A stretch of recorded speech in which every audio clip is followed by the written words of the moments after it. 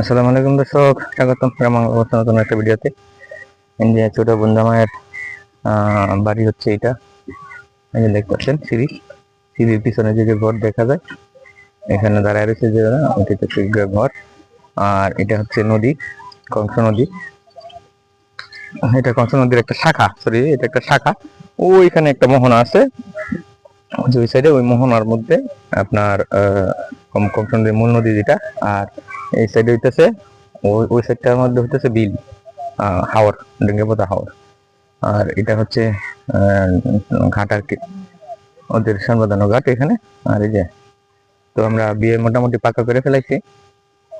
বিয়ে কাবিন টাবিন করে আংটি টাংটি পরাই গেলাম। তো মোটামুটি ভাটি অঞ্চলের দিক থেকে তো এরকমই হবে। তো বর্ষাকালে পানিতে তো থই থই করে, তো তখন দৃশ্যটা দেখতে ভালো লাগে আর কি। আর এখন যখন আর কিছুদিন পরে শুকাবে এগুলা, তখন আর একটু ভালো লাগবে।